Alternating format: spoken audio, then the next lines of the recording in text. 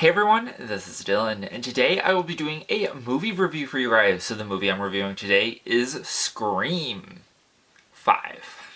I went and saw this last night, which was opening night. I definitely wanted to sleep on how I thought about this movie, so I can give an accurate review of my feelings about this movie and the things that are going on. This will be a spoiler-free and spoiler review, but don't click off because the first part of this video will be spoiler-free. And then I will say that I'm going into spoilers, and then the rest of the video will be for spoilers.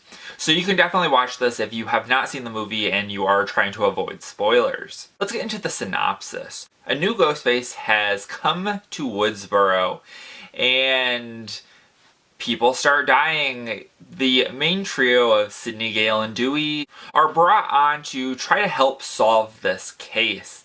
And that's where I'm going to leave the synopsis. I don't want to spoil anything for anybody if you don't want it to be spoiled for you. Alright, so I talked about this a little bit in my Scream 4 review, but they're calling this movie a requel, which is like a reboot sequel. Which, yeah, it kind of is. Scream 4 did remakes. That was what they did.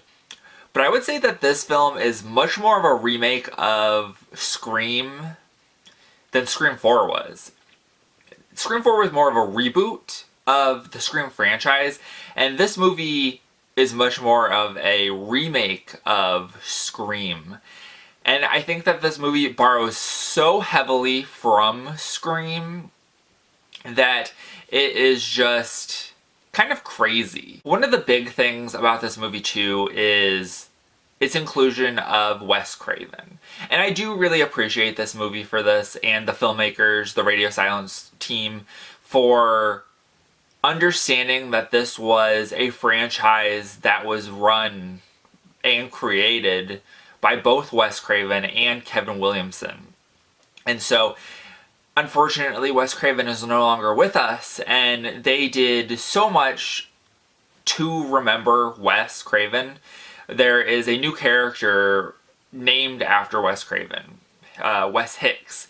We have a little party in the third act of this movie, and it was basically the party is for Wes, which is for the character, but it can also kind of be for Wes Craven.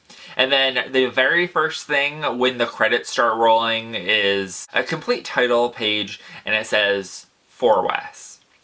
And I really do appreciate that. This movie does a lot to subvert expectations. And I think that it works and doesn't work. I think that there's an issue when it comes to subverting expectations where it takes you out of the film because you realize what they're doing, and it doesn't happen naturally. And there's several scenes in this movie where you get to the point where it's like, alright, just get on with this, because you are doing all of these things to subvert my expectations, but you're dragging it on, and that is when it starts to not work. I also really did miss Kevin Williamson's script and the dialogue that Kevin Williamson has kind of pioneered, that quippy and biting, harsh, almost one-liner dialogue that the Scream franchise is known for. I think that there are some elements of that in this script and in the dialogue that's in this film, particularly with Gale Weathers. I think that the character of Gale, she's always been kind of biting and quippy. And I think that that's still mostly there, but the other characters in this film don't have that kind of dialogue for the most part. There are some single one-lines here and there that I think are really good, but then there's other ones that's just like, it just falls flat. And so I really did miss having a script by Kevin Williamson. And I honestly don't know why they didn't have a script from Kevin Williamson. As far as I know, Kevin Williamson isn't really doing anything right now. And it's not like with Wes Craven, who has unfortunately passed away. Kevin Williamson's still alive. He can still write a script. He had ideas for a Scream 5 and a Scream 6, so why wasn't he brought on to at least write an introduction script to this, and then if they wanted to make changes, make some changes. But I just don't understand why he wasn't as involved in this as he has been in the past. Ghostface is also kind of different in this movie. We get a much more conversational Ghostface. This might be the most lines that Roger L. Jackson has said in a Scream movie, because when Ghostface is on the phone, he's conversational. And I think that that's kind of interesting, and I do like that to some extent, because it kind of makes it seem like Ghostface is a real person rather than an entity, if that makes sense. So I think that that was an interesting choice, and I did like that choice. There are also several Easter eggs in this movie, and I mean, I've only watched this movie once, so I'm probably missing a whole bunch. And so some of the main ones that I saw were, at one point, one of the characters is watching an episode of Dawson's Creek, which I think is a fun nod to Kevin Williamson and his involvement with the franchise.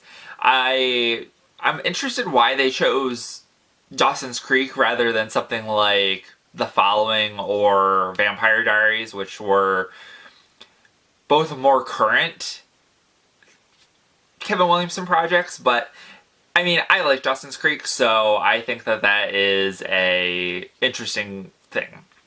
Also, there is a scene, once we see the house in the third act, if you look really closely, the shutters in this house are painted red and green, and I don't have any other explanation for that other than they were painted red and green for Nightmare on Elm Street, which would be a Easter egg for Wes Craven and Freddy Krueger. So I think that that's probably what that was, and if it's not, then it's kind of weird, because who paints their shutters on their house red and green?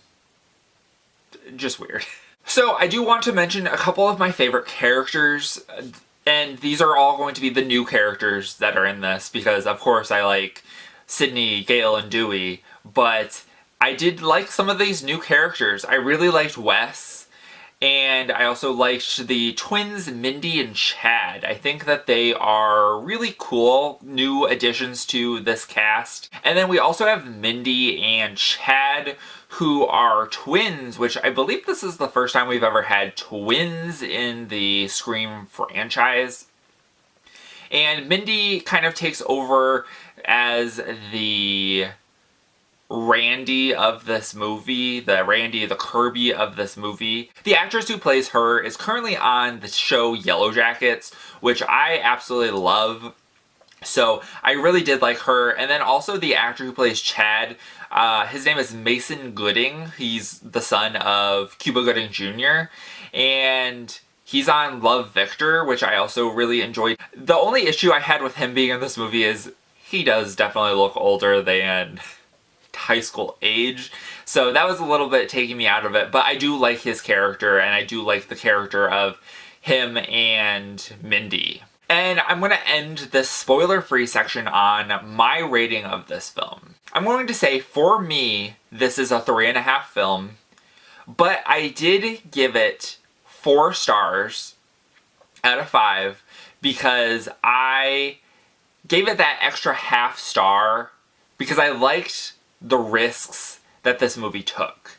There are several things in this movie that I was genuinely surprised about, and I think that those risks and those shocking things definitely deserved it to go up a little bit higher, but not taking that into account, this definitely is a 3.5 film. And I'm really upset that I didn't like it as much as I thought I would. The hype of this movie has been crazy, at least in the horror community. I think that the hype had raised my expectations to a level that the movie couldn't live up to.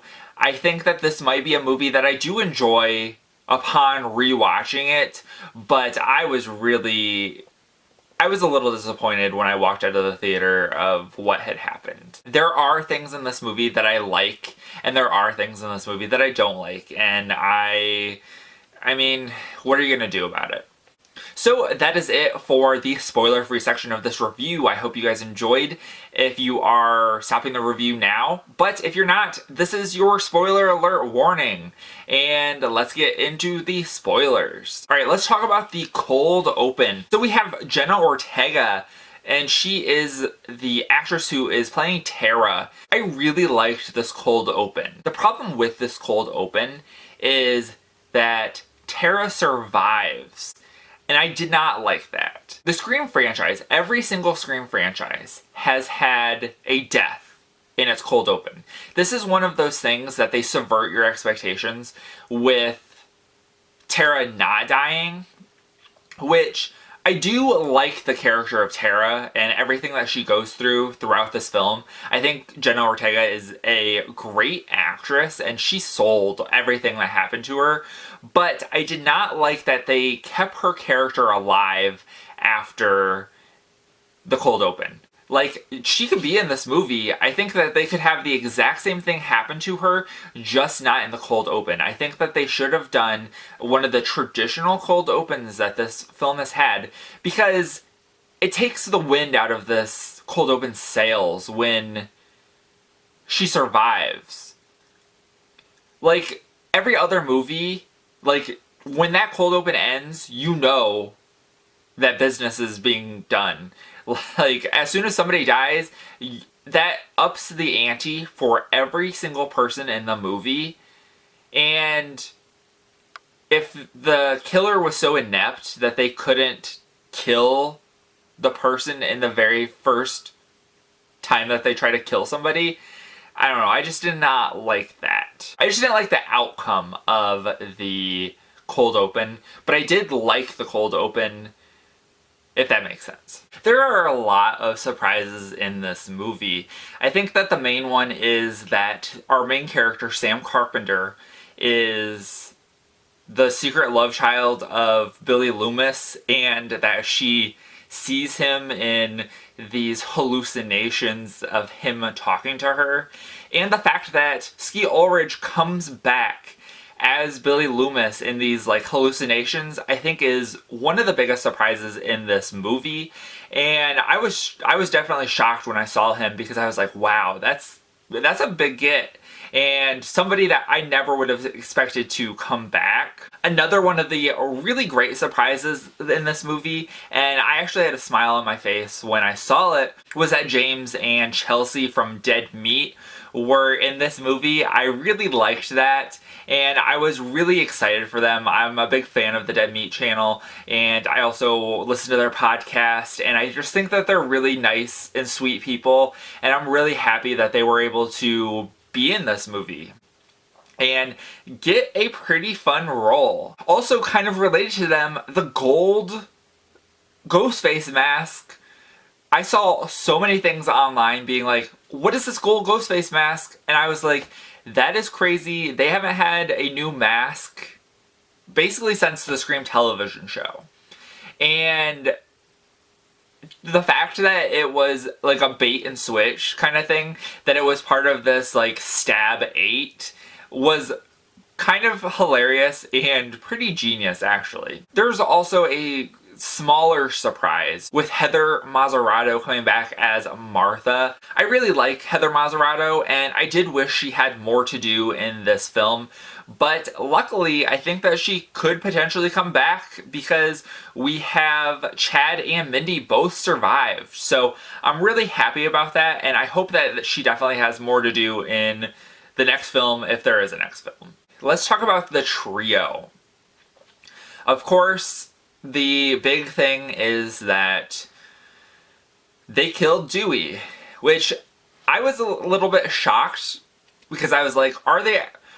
I think everyone knew that there was a high probability that one of the main trio were going to die. I knew that they weren't killing Sydney. As soon as Sydney had kids, I knew that that wasn't going to happen, and that they would be terrible if they did that to Sydney because she had her kids. I also think that Gale has the most quips and one-liners in this franchise. They would have been dumb to get rid of her as well. I do wish that we got a final scene with Dewey, Sydney, and Gale reunited all together. I think that that was unfortunate that they couldn't have been reunited before Dewey died. Like, we had Dewey call Sydney, but I don't know. I wish that they would have all been together before he actually died. And also, I do like that Sydney and Gale teamed up at the end of this movie in the third act. I really like their chemistry together, and I think that they are both great. We didn't really get very much of both of them in Scream 4, so I'm glad that they got to team up in Scream 5. Let's talk about the kills. A lot of these kills were brutal. One of the really big, brutal kills in this movie was Wes Hicks.